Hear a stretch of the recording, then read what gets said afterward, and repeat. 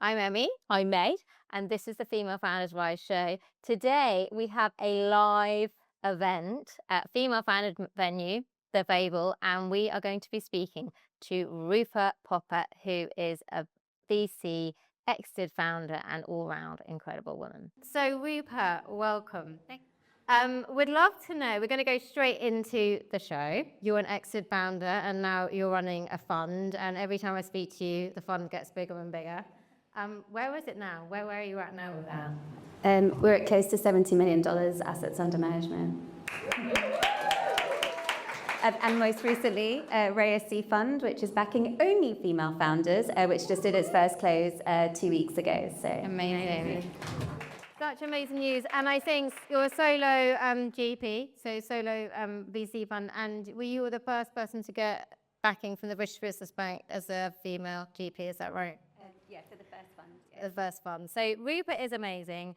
And I would love to know, what did you learn as a founder that has completely changed how you invest now? Such a great question. Well, first of all, I thought when you founder, you sell your business, you get capital, you start investing, you launch a VC, and it's meant to be like kind of the glamorous. But I don't think I've ever worked harder than I work now, so that's definitely not the case. But I think one of the things for me, and I think I see it across our team, we're like quite a big team now as well at Raya, is the empathy piece, because I've been there. I've had like the highest highs, the lowest lows, all in the same week, and then it comes to Friday and you don't even know what happened that week. And so I think it's about understanding that we're all human beings and that we're backing humans who have ideas, and it's not, and I think that partly comes because in the UK still over 70% of VC investors are come from an investor background. They've never done the building of the company, and so I think, and I love it because in our team we've got everything. We've got myself and another a team member who he built in Silicon Valley, has been founder, operator, everything to VC. We've got Mithil, my partner in the global fund, who's done phenomenal scaling tech businesses to the $1 billion plus mark. So everyone comes with what I call their superpower, but together it just means I find we're a bit more of an empathetic team in a positive way for the founders. And every time a founder says to us I feel like you're our co-founder, I'm that's literally, I don't think there's a better compliment than that as an investor. So pass it around. Yeah, pass it around. So I obviously raised money from angel investors, and we were rejected a lot by VCs. I think a lot of founders think that VCs are the only investors. So what actually makes a VC-backable company? It's a great question, and I think what for me the biggest learning was because when I exited my business, I backed over 30 companies as well as an angel, and I also backed a bunch of funds as well, first-time fund managers. And it was really great because I met a founder on Monday. By Monday night, I was I can't stop thinking about this business. Tuesday, I was putting my capital into that company, right? And so angel investing has this beautiful flexibility that it's literally you can make that call on your own, and that's how we've ended up in great portfolio companies and our angels. When you move to fund, the thing is that everything changes. You've got management fees, you've got board structure. Just today we're having just to get a deal done. I had an LPAC last week, an investment committee this week, a board meeting on next week. And so there's just so much more that goes into getting to the stage of getting an answer to the founders before even starting the first call to the second to the DD process. And so I think the journey is just very, very different. And the other thing is because of the way funds are structured, you really need to believe as a fund manager that every single company in that portfolio is going to be the outlier return, because you have fund economics and you have a different sort of return profile that you have to give back to your investors, multiples. Whereas if an angel investment, if I still like a company but I don't think it's going to be $1 billion outcome or whatever the outcome is, I can still take that call if it's my own capital. If it's the fund's capital, I really have to be able to justify to all these processes and places that I believe this can be that, and as a team we have to do that. And so I think that's where the difference comes in, is that you have to have a just much bigger scalable outcome, and the founder has to believe it can get there, and then so does us as a fund. So yeah, it just changes the profile. like what kind of, you know, as a founder, I think it's hard to know if you are scalable. Is it the sorts of revenue you're making? I don't know if there's any advice there. Yeah, one of the things actually I've seen a lot, and it keeps coming up, and it's something I think is there is such a different attribution even to straight revenue versus recurring revenue. So, you know, and recurring revenue, what, you know, then that opens up what's your churn, what's your retention rate, what's your, you know, is that within your ideal ICP? So I think it's just, I think a lot of fundraising is also telling the right story and the right narrative. So it's showing that the addressable market is big enough that you having even just a percentage of it is big. And then it's specifics like recurring revenue, the sorts of clients, you know, like, for example, like there's, I saw a company recently where their average customer revenue that's coming in is like 5 to 6 million. And you'd think that's great because you're going to get to like 25 million revenue really quickly. But most VCs were turning it down because it's not recurring, it's one-off revenues. And so it just doesn't have the same value as it would if it was like a recurring customer that you could point to that's every month without needing you keeps coming in with that, you know. So I think obviously there's like lots of different things, but I think that's something that more and more I'm really like noticing the absolute difference in. Yeah. Okay, so obviously you've seen loads of people pitch. I don't know how many decks you're getting a week, but then you've got founders pitch. Can you talk us through the first 5 minutes of a great pitch? What do you look for? Yeah, thank you. Yeah, we see a lot. I think for me, it's first of all the founder and the founder fit to the problem. So I want to see how big, I want to understand how big the problem is straight away that's being solved. If it feels big enough, it means that there's enough people that are going to care about it being solved, which means there's going to be enough people to buy the solution. So that's like number one. Number two is that founder fit to that problem and solution being built. I think is really important, is seeing why this founder or this founding team, why now, why wasn't it done before? The beauty of the space we're in with AI is that actually everything's up for disruption. So there's a really beautiful opportunity to really create like a raison d'etre for existing and, you know, in this space, and having domain expertise when you're building these solutions is like obviously a really big part of that.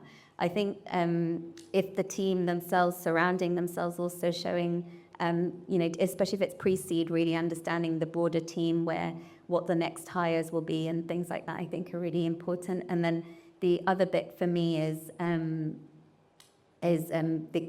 landscape. So how I don't necessarily like feel that the founders should, you know, will necessarily, you know, there's always that graph in the pitch deck, and everyone else is on this side, and then that one startup is on this side. But I really myself like to try and get to the bottom of who else is building this, what else is it, and right now in AI, for me, it's like what is going to be defensible when technology is no longer the defense, and so we're talking about technology startups. And so looking at feedback loops, looking at data moats, proprietary data, looking at distribution moat, like that's like, you know, one of the biggest things for me right now. And so trying to understand quite quickly, like, do these, before the call, do these defensibilities sit within this current, the way the product's been designed, or the way, you know, the way it currently sits. So it really depends. And then obviously, depending on where it's at, any kind of momentum metrics are really important as well. How many pitches are you seeing a week? Last week I went through 75, but we get over 3,000 deals a year right now. So yeah, there's a lot. Amazing. So how do people stand out before they even get to the pitch? Like, what makes you read that email and think, yeah, I want to chat more? Yeah, great question. So I think, well, first of all, we now have like, before it used to be me and an email, and now there's, because we're a team, we have like an actual form via the website. But I think first of all, like the team will look at, does it even just fit? And, you know, a lot of the stuff we get will be maybe not in our direct thesis, or maybe like not, you know, not relevant for us geographically, although we do have a global fund now. So that's less of a, you know, less of a thing, but making sure that it's, you know, kind of there. And then second of all is, starting to, you know, we do a first round call, as long as it fits in within our criteria, then it comes into deal meetings, and then that's when we look at what we want to do next with the deal. But in terms of what catches attention, if it's on an email and you're pitching to email, by email is definitely problem, how big the market is. I also, the thing is like, I see all these posts about investors saying, please personalize it to me. I don't want founders to personalize it to me. They shouldn't have to do that. I'm happy just having bullet points and key information, and then the founder getting more emails out versus having to spend so much time personalizing. So I have a different view that you should just get it out, but just have the key highlights in there with your deck, and then kind of just go from there. So. Amazing. And what is the deal breaker that makes you pass on a founder? So if they've got great traction, is there anything that makes you think, I don't want to invest in this person? Sometimes it's hard to put your finger on it, and I'll probably get in trouble for saying this, but I spent a lot of my career in the corporate world before this, and so I always promised myself I always work with good people, and I genuinely feel that even now, all of the founders that we have backed, that we work with, that we put so much into the relationship. It's it really is a marriage. If you think about what VC is, we're basically middlemen, middle women, and so we get given capital and from other investors. Our job is to distribute it back out again, and to add value to the people we distribute it to, and then that at some stage comes back in multiples through us back to our investors, and we get something in the middle, right? And so ultimately, I really want to help really good people build businesses where the values are aligned, where we really care about the people that you hire, care about making a culture that's as important as scaling the business, because financial returns will always be there, but it's about how we want to make them, right? So that matters. I have to say, I do love the way you run your fund. I think it's amazing, and we need more people like you running funds. So we talked about ARR being really important. Are there any other metrics that you're looking at and sort of obsessing over as a VC? So it really depends on the type of business. Should we talk about what consumer or... You particularly, sorry, was AI and tech. Yeah, so AI and tech, we're looking at momentum growth as well, because I guess when all the barriers to entry to building an AI startup have come down, from technology to customer acquisition to all of these things, we're looking at how at time of putting product out, because we don't need demos anymore, we don't need MVPs, we don't need that middle bit where we're still, you can actually you can start working on something and bring it to market the next week, right? It's people, it's just, there's something about just taking it to market and just getting it out there to customers and testing and seeing what the feedback is and the buy-in is. And so I think one of the things we're seeing a lot is that momentum growth at the beginning, and us, I guess part of our DD process is to make sure that month-on-month growth is real ICP versus just someone maybe trying something new and switching. The other thing we really watch out for is where we think defensibility lies. And so that's maybe not driven so much by metrics, but it's never been easier to create a pretty demo versus create a real business. And so really trying to find a way to make sure that we're validating something that really integrates into workflow of the customer, that really is an important part of their work process in a way that they won't just switch very easily, in switching costs when the next shiny competitor comes as well.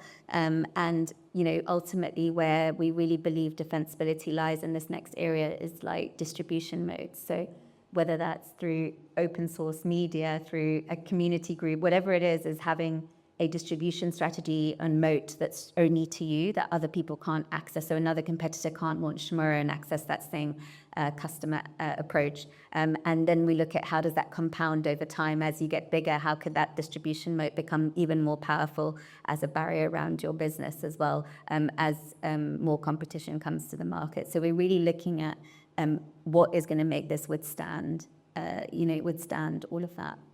I was going to say, do you have any examples of people doing that really well, companies that you've invested in? So I'll talk about a few that I haven't invested in because it was before Raya launched. But I don't know if you saw recently in the legal tech space, there's a lot of interesting things going on, and you've got no pun intended, but Legora and the legal tech space have signed up Jude Law as their influencer / investor / brand ambassador.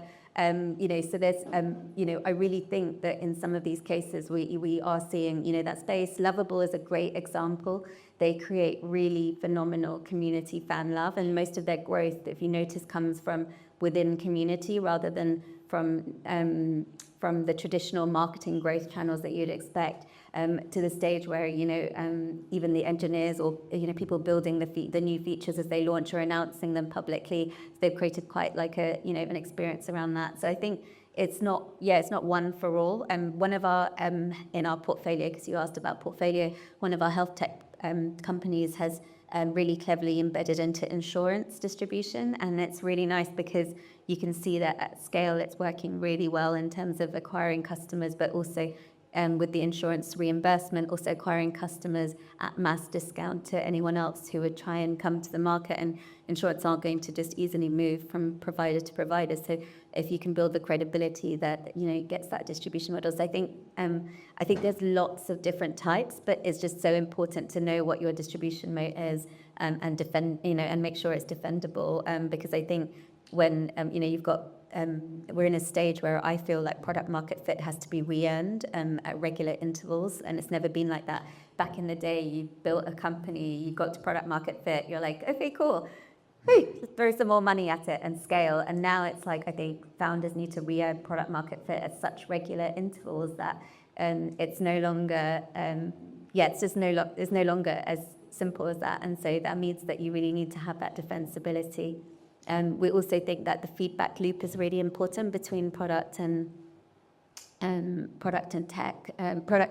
commercial, and really understanding how those iterations happen, because everything's moving at such pace, and being able to take that feedback from customer, feeding it into the product development in a way that's meaningful to the product itself. And so we spend a lot of time looking at the founder kind of decision-making process dynamics and relationship like that as well. So lots of different types of moats, but having one is like really important. That's so interesting. Love listening to you and learning so much. A question for you about your portfolio. Like, obviously, I know a lot of the businesses you're investing in are AI enabled or backed, and that's a real focus for you. Was that a decision that you made? Why did you make that decision? And is that something that is the core part of the fund? Yeah, I think, I'm not going to lie, I think I got a bit lucky because when I started fundraising for the first fund in 2024, which is the one that you're, part of as well, AI application wasn't really, it was quite in its infancy at the time. So it wasn't like I even went out and raised based on that thesis. And my thesis was, there's going to be massive transformation in the way that we live and work. And I split that into health tech, fintech, like future work, and commerce. And so commerce has also allowed me to do a few consumer deals in our portfolio as well.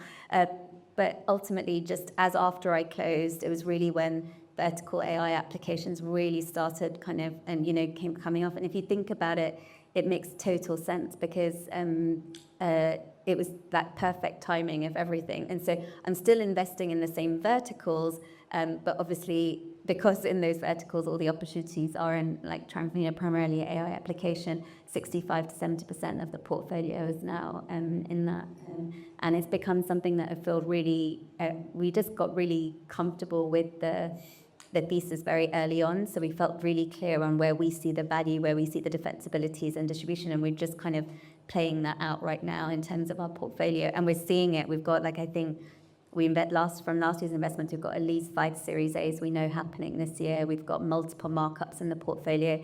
And so we're seeing that it's already translating into, like much quicker than traditional venture ever did, I guess, as well. It's showing the right signals in the portfolio. So, yeah. Or economics. So for any female founders that were raising for the first time, who might be in this room, what are the 3 things that she should do before she pitches to anyone? So preparing. Sure. Are there any female founders raising for the first time? Great. Good to meet you. I think for me, I always say, I didn't know this, by the way. I don't know if you know, in 2013, when I first left my job and I went out to raise for my first startup, miserably failed, by the way, like went home with nothing and shut that business down and went into my next startup. But I just didn't realize how to put around. There is an art to it, and you either know it or you don't. And so I'd really say, like, for me, and what I guess was showing you then was, part of it is the preparation you do before you announce the round is open. So I just said, okay, I'm going to raise, this is what I'm raising, and here's a pitch deck. But actually, that's not the point you tell people you raise. I always believe that the preparation done beforehand, and that's the other conversations where you're presenting your pitch to people, to friends of the business or friends, or your external network. And those early conversations will help you refine your pitch, define your narrative, your business, validate it, all of those sorts of things. I also believe that you should, number 2 is to prepare your data room. First, the worst thing you can do is have a really good call with an investor and they're like, hey, can you send me more information? And then you're working your ass off that weekend because you promised it by Monday, but then the data room doesn't match, the model doesn't match the story in the pitch deck because you didn't have enough time to prepare the whole narrative together, and all of a sudden you're like scraping around, and then the investor's like, oh, their model doesn't match their pitch deck, they're clearly not ready yet for funding. And so all of a sudden you've just lost this huge opportunity. So the preparation of your materials is like absolutely key. And then number 3 is, I always say, like, as much as like we like to think that investment is like we all make a decision on our own, there is always an element of FOMO. Different investors will react to it differently. But so I would always try and close early strategic angels before you even come to VC, because if you can show a VC that you have, like, let's say your business is in health tech and you've got like the C-suite of Bupa and the C-suite of different, let's say, or strategics and some Series B health tech founders putting, even like if they put in a tiny check, it's just showing that the sector you're building in is validating what you do. So it's not about how much, but if you can go out and say, we haven't even opened our round yet and we've already had 1, 2, 3, 4, 5 all put money in or commit money just off the bat, that really helps as well, I think. And so thinking about so when you actually open your round, you've already got commitment to it as well, I think is like very helpful. I love that. I'm going to ask you a quick question. So I'm always told that female founders sort of undervalue their business or underestimate how much they need to raise. Is that true? And if so, what should they do about it? I haven't analysed that as such in terms of what actually what we're seeing, but I do often, when I guess there have been moments where I've seen that it might be like a 250k round or a 500k round, whereas sometimes to really build like a sizable business, out of the bat, you probably want at least like a 1 million round. So yeah, maybe it's about asking for more. Maybe it's about, because sometimes it's really, and we investors are very strange, but sometimes if the round is too small, it's also an off-put because we have a certain ticket size. We don't want to also be the only one in the round because we want you to have either other strategics or other people. And so sometimes like the round size like matters as well. So I think that's, and I also think, I see some founders will like put the valuation that they want, but I would let the market tell you what the valuation is. So I would let that be something that you work with or with investors. Ultimately, a founder will be diluting somewhere circa 20%, maybe 15%, maybe 25, that sort of range. And so I would just leave it up to being able to oversubscribe the amount that you initially thought. And if there's extra money on the table, I would definitely take it. And then, just in general, I think founders need to always should just back themselves. If you're going to do this, just go all in. I think, if you really believe that this is going to be as big as you think it is, and it needs venture capital to get there, because there's lots of different types of capital, right? But if it's venture capital that you need to get there, then it's just about getting in front of enough people and getting that narrative and story out there. And picking up those other investors and angels and strategics on the way as you do that. So. I was actually going to ask about valuation. So you were saying let the market decide or let the investors tell you? And how can you actually say that in a meeting? So if someone's asked you, what's your valuation, how would you respond? Yeah, great question. So if you're raising with angels, you could either raise on an ASA and say maybe a discount to the round that's being priced. If you're raising from VCs, I think you should stick to dilution dynamics. So you should very much, we're planning on diluting 20%. We were originally raising 1, but another fund was saying, we could probably help you get to 1.5. And, so we're in a range. And so valuation will be determined at that point. And that's if you're going for a lead investor. If you're just going for a group of investors and there's no lead as such, you probably just need to find the largest investor and just agree a pricing with them. So I think that's how I would manage that. Yeah. Amazing. I think we're probably done for the night. So thank you, Rupa. You are incredible. Let's give Rupa a round of applause. That was the Female Founders Rise show. Do let us know what resonated. Leave us a comment, a like, a subscribe. And don't forget to download this episode's playbook. See you next episode.